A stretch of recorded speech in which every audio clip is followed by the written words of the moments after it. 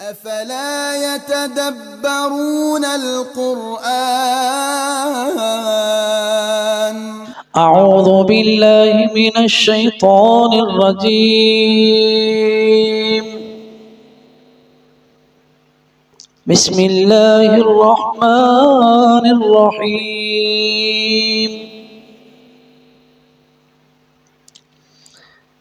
إذ قالت امرأة عمران رب إني نذرت لك ما في بطني محررا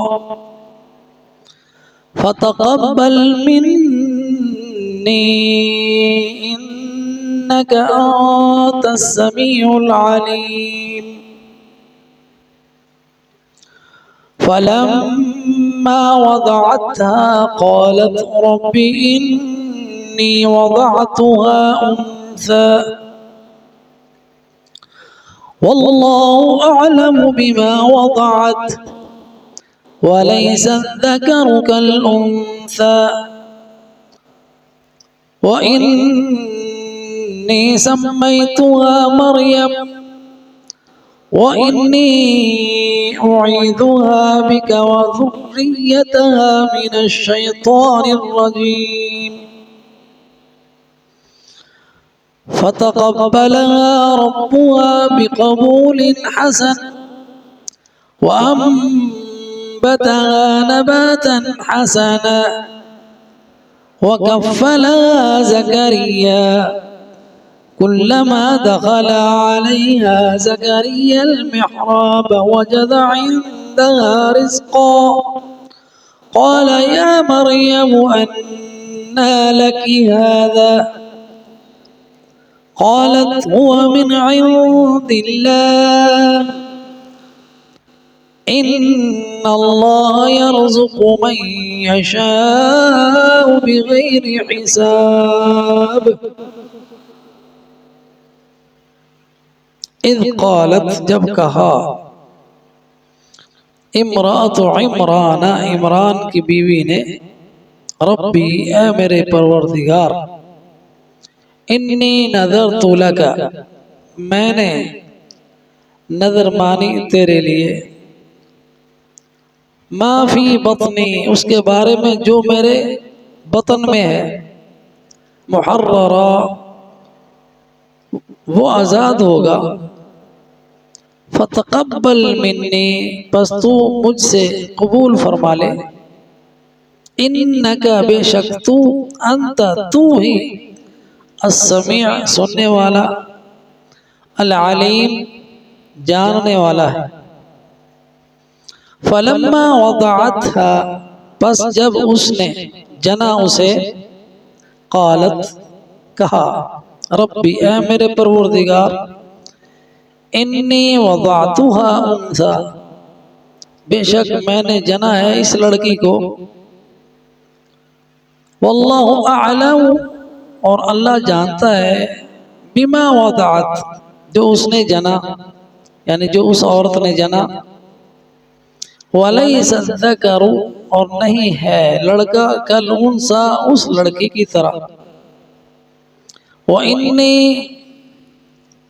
سَمَّيْتُهَا مریم اور میں نے اس کا نام مریم رکھا ہے وَإِنِّي أُعِيذُهَا بِكَ اور میں پناہ میں دیتی ہوں اسے تیری وَذُرِّيَّتَهَا اور اس کی اولاد کو بھی تیری پناہ میں دیتی ہوں من الشیطان الرجیم شیطان مردود کے شر سے بچنے کے لیے.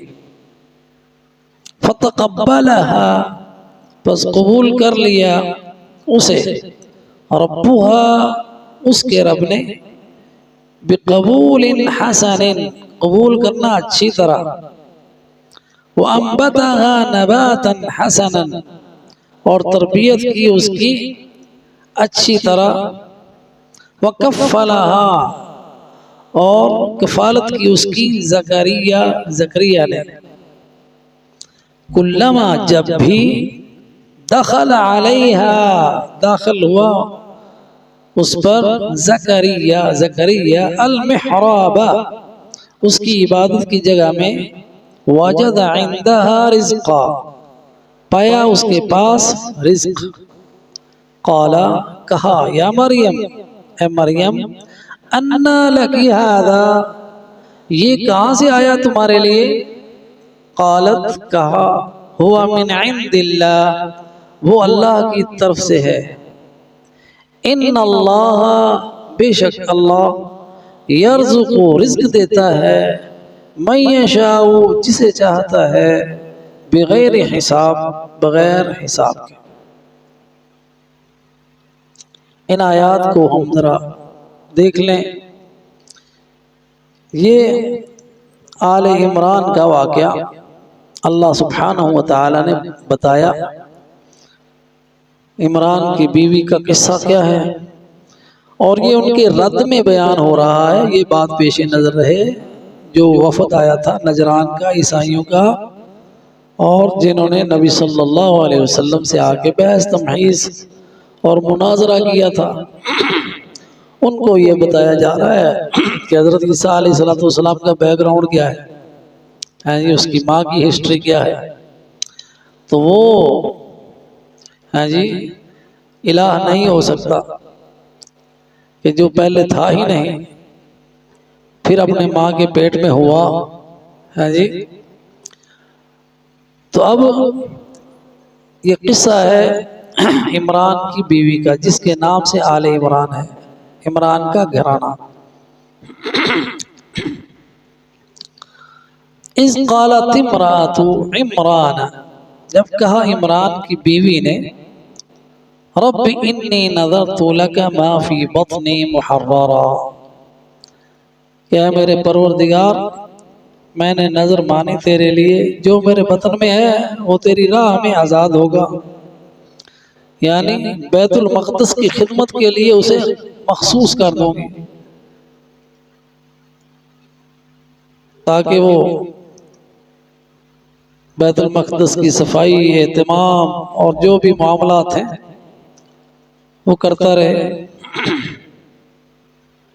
تو ان کے ذہن میں یہی تھا کہ لڑکا ہوگا،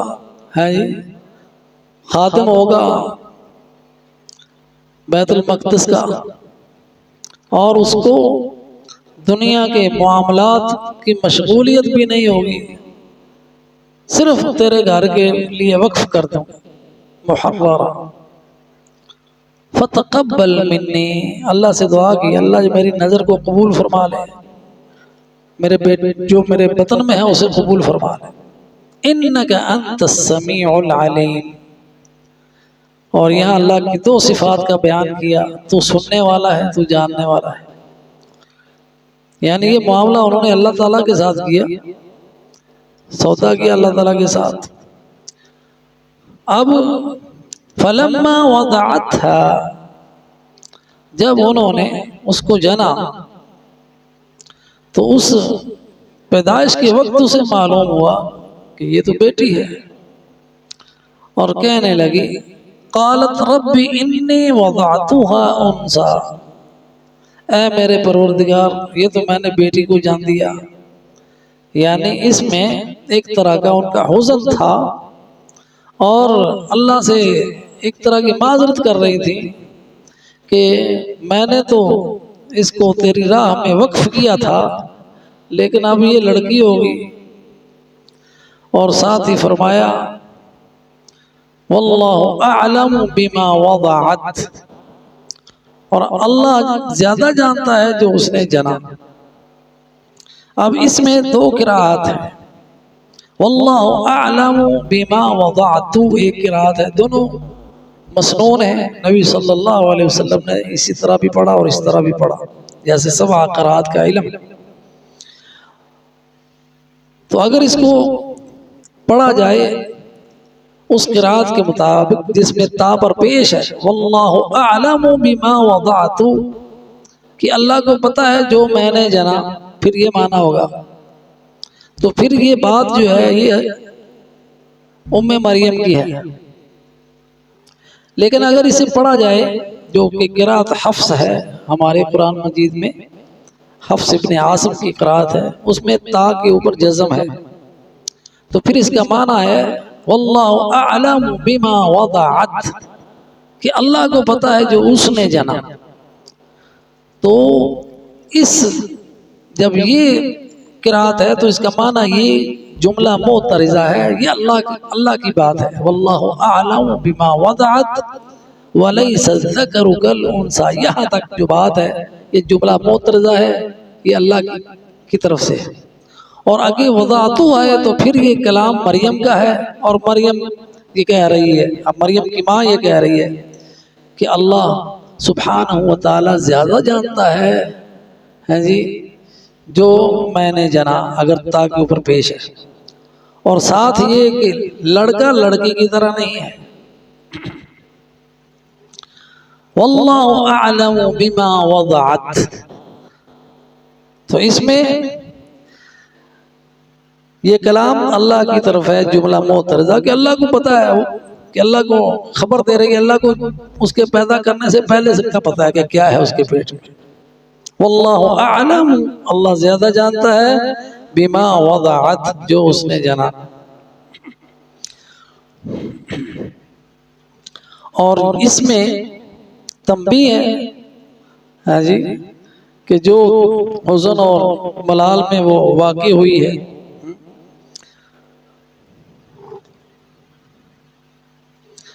وَلَيْسَ الذَّكَرُ كَالْأُنثَىٰ، اور نہیں ہے لڑکا لڑکی کی طرح. اور اس میں اگر کلام مریم کی ماں کی طرف ہو تو پھر اس میں حسرت اور ملال زیادہ ہے جی، کہ لڑکا تو خدمت کے لیے موضوع ہے لیکن لڑکی موضوع نہیں ہے، تو اس میں حسرت پائی جاتی ہے. لیکن جب کلام کی نسبت اللہ کی طرف ہو، واللہ اعلم بما وضعت ولیس الذکر کالانثی، تو پھر اس کا معنی یہ ہے کہ اللہ زیادہ جانتا ہے جو اس نے جنا، اور یہ لڑکی اس لڑکے سے کہیں بہتر ہے. یہ لڑکی کی شان بڑی بلند مرتبہ ہے. ولیس الذکر کالانثی، تو اللہ تعالیٰ نے مریم کو وہ شان دی کہ جو عورتوں کو کسی اور کے حصے میں نہیں آئی. مریم صرف ایسا نام ہے عورت کا جو قرآن میں آیا ہے، قرآن میں کسی عورت کا نام نہیں ہے. عورتوں کا ذکر ہے زوجہ کے حوالے سے جی یا کسی رشتے کے حوالے سے، لیکن براہ راست جو نام آیا کسی عورت کا وہ مریم کا آیا ہے. اور نبی صلی اللہ علیہ وسلم نے فرمایا کہ بندے تو بہت سارے کامل ہوئے، لیکن عورتوں میں جو کامل ہوئی ہیں نا وہ دو ہی ہیں کامل، ایک مریم ہے اور دوسری فرعون کی بیوی ہیں آسیہ. یہ عورتیں کامل ہوئی ہیں. تو بہت رتبہ ہے حضرت مریم کا. اللہ سبحانہ و تعالی نے انہیں حضرت عیسیٰ کی ماں بنایا اور ان کی تکریم کی. اور اس آیت میں بھی ہم آگے پڑھیں گے کہ ان کی کرامتوں کا ذکر ہے. ہاں یہاں پہ ہاں واللہ اعلم بما وضعت ولیس الذکر کالانثی وانی سمیتها مریم، اور مریم کی ماں بتا رہی ہیں کہ میں نے اس کا نام مریم رکھا ہے. تو یہاں پہ یہ بات بھی ہمیں پتہ چلی کہ ماں جو ہے وہ بھی اپنے بچوں کے نام رکھ سکتی ہے، جبکہ پہلا حق باپ کا ہے، پہلا حق نام رکھنے کا والد کا ہے. اور اگر دونوں مشورے میں رکھ لیں تو یہ بھی ٹھیک ہے جی. تو عورت کو بھی حق حاصل ہے کہ وہ نام رکھ سکتی ہے، لیکن زیادہ حق جو ہے وہ باپ کا ہے. تو کیونکہ باپ نے کفالت کرنی ہے، خرچہ اٹھانا ہے، نان نفقہ، اور اسی کی طرح اس کی نسبت ہونی ہے. تو نبی صلی اللہ علیہ وسلم نے اپنے بچوں کے نام رکھے. جیسا کہ جب حضرت ابراہیم پیدا ہوئے تو آپ نے صحابہ کو خبر دی کہ اللہ تعالیٰ نے مجھے بیٹا عطا کیا ہے اور میں نے اپنے والد ابراہیم کے نام پر اس کا نام ابراہیم رکھا ہے. اور یہاں یہ بھی ہے کہ نام کب رکھا؟ جب پیدا ہوا. مریم جب پیدا ہوئی اسی دن نام رکھا ہوا انی سمیتھا مریم. تو یہاں پہ یہ بات بھی ہے کہ جب بچہ پیدا ہو تو اسی دن نام رکھنا چاہیے، 7ویں دن تک انتظار نہیں کرنا چاہیے. لیکن اگر پہلے سے طے ہی نہیں ہے، جو سمجھدار ہے نا کہ اگر لڑکی ہوئی تو یہ نام رکھیں گے، لڑکا ہوا تو یہ نام رکھیں گے، پہلے سے نام تجویز کیا ہوتا ہے. لیکن اب ہمارے معاشرے کے اندر مداخلت زیادہ ہو گئی ہے کہ وہ بابا جی سمجھتے ہیں دادا کہ میں نے نام رکھنا ہے، دادی کہتی میں نے رکھنا ہے، ادھر نانا نانے بھی آ جاتے ہیں.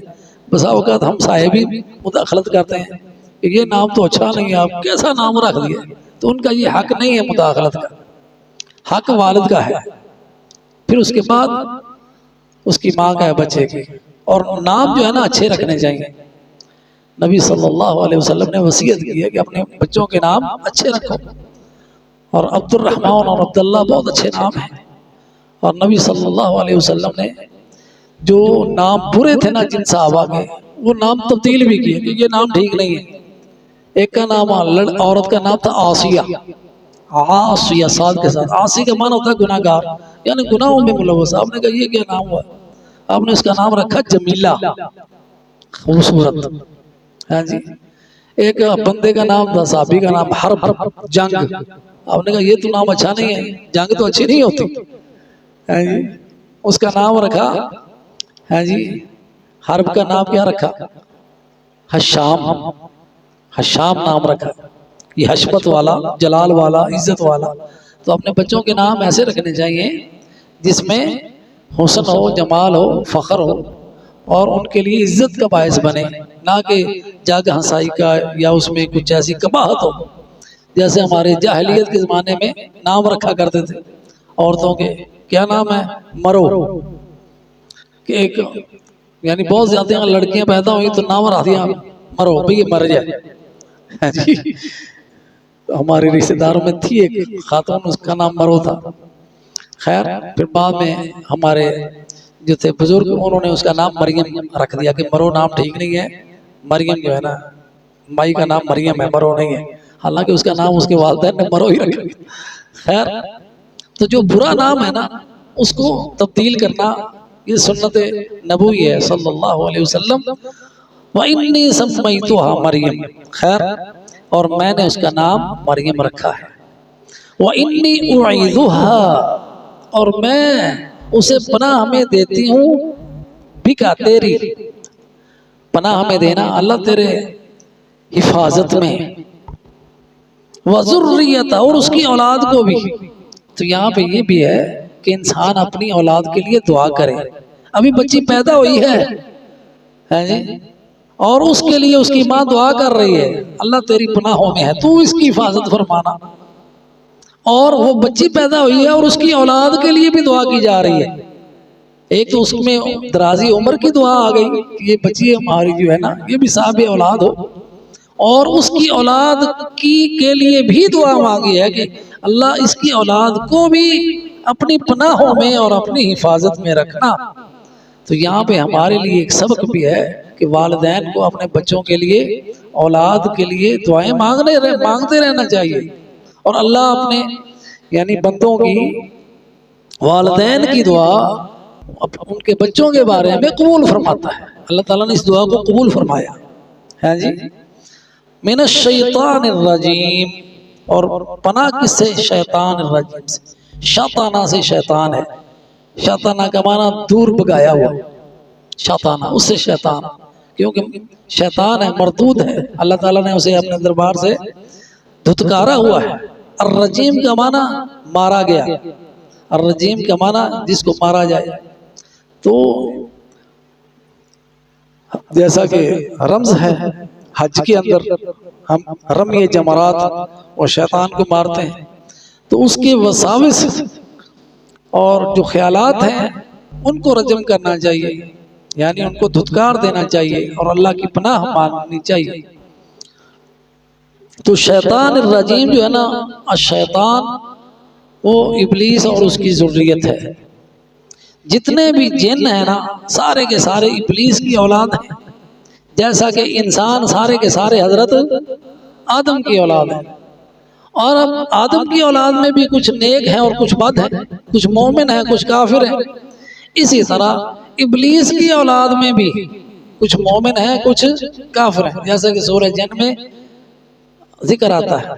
تو جو کافر ہیں وہ شیاطین ہیں، اس کے ٹکڑے، اور جو مومن ہیں وہ جن ہیں، جو مومن ہیں وہ جن ہیں، تو اس کی بھی ضروریت ہے جی۔ تو اللہ سبحانہ و تعالیٰ سے پناہ مانگی گئی ہے شیطان الرجیم سے، فتقبلها، اللہ تعالیٰ نے اس کی دعاؤں کو بھی قبول کیا، اور اس لڑکی جو تھی مریم اس کو بھی قبول فرمایا کہ اللہ تعالیٰ کے لیے خاص تھی، اللہ تعالیٰ کے لیے وقف کی تھی، اس کے اللہ کے گھر کی خدمت کے لیے وقف کی تھی، بیت المقدس کے لیے۔ فتقبلها ربها، اس کے رب نے اس کو قبول فرما لیا، اور ربها اس میں تکریم ہے حضرت مریم علیہ السلام کی، کہ اس کے رب نے، کہ رب کی ہے جی جو ضمیر ہے ہا، ربها اس کے ساتھ اس کی تکریم کی گئی ہے، کہ رب کی نسبت اس کی طرف کی گئی، اس کے رب نے بقبول حسن، اور قبول بھی کیا، بقبول حسن، اچھی طرح قبول کیا، یعنی اللہ تعالیٰ نے اس کی نظر کو قبول کر لیا اور اللہ تعالیٰ راضی ہو گیا اس کے، ہاں جی۔ اور پھر اللہ سبحانہ و تعالیٰ نے وَأَنبَتَهَا نَبَاتًا حَسَنًا، اب نباتاً حسناً یہ ہے کہ پھر اللہ تعالیٰ نے اس کی تربیت کا اہتمام کیا، اچھی طرح تربیت کرنا جو اس کے سارے احوال کو سنوار دے، تو بچوں کی تربیت اچھی طرح کی جائے، ایک یہ بھی اس میں اشارہ ہے، تو اس میں بھی اللہ سبحانہ و تعالیٰ سے مدد مانگی جائے، اور اللہ نے اس کو قبول کیا اور اس کی تربیت کا اہتمام کیا، اور اس کی تربیت کے اہتمام کا حصہ یہ تھا کہ اس کی کفالت حضرت زکریا علیہ السلام کے حوالے کی۔ حضرت زکریا علیہ السلام اب جب مریم پیدا ہوئی اور اس کی کفالت کی جب باری آئی نا، والد فوت ہو چکے تھے، ان کے عمران جو تھے وہ فوت ہو چکے تھے، صالح آدمی تھے۔ اللہ سبحانہ و تعالی جو آدمی صالح ہوتا ہے نا اور دنیا سے چلا جاتا ہے، اللہ تعالیٰ اس کی اولاد کی بھی حفاظت کرتا ہے۔ یہاں پہ یہ ایک نکتہ بھی ہے، جیسا کہ سورۃ کہف کے اندر ہاں جی وہ واقعہ ہے نا کہ دیوار گرنے والی تھی تو انہوں بنا دی ہے جی، تو کہا ان سے اجر بھی نہیں لیا، پھر بعد میں اس کی تفسیر بتائی کہ اس دیوار کے نیچے کیا تھا، خزانہ، اور خزانہ وہ یتیموں کا ہے جن کا باپ صالح تھا، تو اللہ تعالیٰ جو صالح بندہ ہو اس کی اولاد کی بھی حفاظت فرماتا ہے، اس کے مال کی بھی حفاظت فرماتا ہے۔ تو یہاں تک انسان کو فائدہ دیتی ہیں نیکیاں، ایمان، عمل صالح، کہ مرنے کے بعد اس کی اولاد کے بھی کام آتا ہے۔ تو عمران مر گئے تھے نا، تو اب ان کی بیٹی ہے، ان کی حفاظت کی ذمہ داری، کفالت کی ذمہ داری زکریا کے سپرد کر دی، جو اللہ تعالیٰ کے ہاں جی برگزیدہ بندے تھے، چنے ہوئے، زکریا پیغمبر تھے۔ وَكَفَّلَهَا زَكَرِيَّا، کفالت کی زکریا نے۔ اب حضرت زکریا علیہ السلام کلما دخل علیہا زکریا المحراب، جب بھی آتے ان کے پاس المحراب، المحراب جو ہے نا، ہم اس کو محراب کہتے ہیں نا، یہ جو جگہ بنی، لیکن اصل میں محراب عبادت کے لیے خاص ایک کمرہ ہے تنہائی کے لیے، جس میں اسپیشل بنایا جاتا ہے عبادت کے لیے تاکہ اس میں کسی اور کی مداخلت نہ ہو، ہاں جی، تو وہ محراب ہے ان کی عبادت کا۔ جب بھی داخل ہوئے ان کے کمرے میں جو خاص تھا عبادت کے لیے اور ان کے رہنے کے لیے، وجد عندها رزقا، اب ذمہ داری کفالت کی ساری زکریا علیہ السلام کی ہے، کھانے پینے کا سامان ان کو دینا، ان کا سارا خیال رکھنا۔ جب جاتے ہیں ان کے پاس پہلے سے دیکھتے ہیں کہ رزق موجود ہے، کھانے پینے کی چیزیں موجود ہیں، یہ نہیں کہ ایک مرتبہ، کلما، جب بھی، اس میں تکرار ہے، کلما کے اندر تکرار ہے، جب بھی گئے ان کے پاس حل ہے جی، دیکھا کہ پہلے سے رزق موجود ہے، اور پھر حیرانگی سے پوچھتے ہیں انا لکی ھذا مریم، یہ کدھر سے آیا تمہارے لیے، میں تو یہ لایا نہیں اور میرے سوا کسی اور کی ذمہ داری بھی نہیں ہے، کفیل میں ہوں تمہارا، کفالت میرے ذمہ ہے، تو یہ تمہیں کون دے گیا؟ قالت ہوا من عند اللہ، تو اس نے کہا یہ میرے اللہ کی طرف سے ہے جی، اللہ سبحانہ، یہ کرامت ہے حضرت مریم کی، کرامت ہے یہ۔ اور اہل سنت والجماعت جو ہیں، اہل حدیث، جیسے لوگ کہتے ہیں نا کرامتوں کے منکر نہیں ہیں، منکر ان کے ہیں جو خرافات والے ہیں، چھوبتا باز ہیں، لوگوں کی آنکھوں کو دھوکہ دیتے ہیں وہ اولیاء الشیطان، اور ظاہر کرتے ہیں کہ ہم اولیاء اللہ ہیں، جادو کے ذریعے سے لوگوں کو دھوکہ دے کے سمجھتے ہیں کہ یہ ہم کرامت دکھا رہے ہیں۔ کرامت یہ ہے، اللہ نے حضرت مریم کی بیان کی کہ ان کے پاس رزق آ رہا ہے اللہ کی طرف سے، یہ تکریم ہے حضرت مریم کی۔ اسی طرح اصحاب کہف کا جو قصہ ہے، اللہ تعالیٰ نے ان کو اتنے سال زندہ رکھا، وہ کرامت ہے ان کی۔ کرامت یہ ہے کہ اللہ سبحانہ و تعالیٰ اپنے بندے کی تکریم کرتا ہے، عزت کرتا ہے، اور ان میں ان کا اپنا ہاتھ نہیں ہوتا، وہ ان کے بس میں نہیں ہوتی، وہ ان کے اختیار میں نہیں ہوتی، اللہ کی طرف سے ان کی عزت ہوتی ہے، اور اس میں آزمائش میں بھی کرامت ہوتی ہے۔ امام احمد بن حنبل کو کوڑے پڑے نا، کہتے ہیں ایک کوڑا اگر ہاتھی کو پڑتا، ایسے کوڑے مارے گئے کہ ہاتھی بل بلا اڑتا، اور وہ صبر و استقامت سے جھیل رہے ہیں، یہ کرامت ہے۔ اور ثبات، فتنوں کے دور میں ایمان پر قائم رہنا اور صراط مستقیم پر ڈٹے رہنا، یہ کرامت ہے۔ اللہ سبحانہ و تعالیٰ اپنے بندوں کا اکرام کرتا ہے، ان کو یہ توفیق دیتا ہے، ان کو یہ ثابت قدمی دیتا ہے۔ خیر، قالت ہوا من عند اللہ، تو کہا یہ میرے اللہ کی طرف سے ہے، اور پھر یہ آگے کلام اللہ کا ہے، ان اللہ یرزق من یشاء بغیر حساب۔ دونوں احتمال ہیں کہ اللہ سبحانہ و تعالیٰ اپنے نبی کو بتا رہا ہے بے شک اللہ جس کو چاہتا ہے رزق دیتا ہے، جیسے چاہتا ہے، جس طرح چاہتا ہے، بغیر حساب کے ہے اللہ سبحانہ و۔ تو یہ کلام وہ مریم کا بھی ہو سکتا ہے، دونوں احتمالات موجود ہیں کہ جب زکریا نے پوچھا کدھر سے آیا، کہ اللہ نے دیا ہے، اللہ جس کو چاہے بے حساب دے دے۔ وآخر دعوانا عن الحمد للہ رب العالمین۔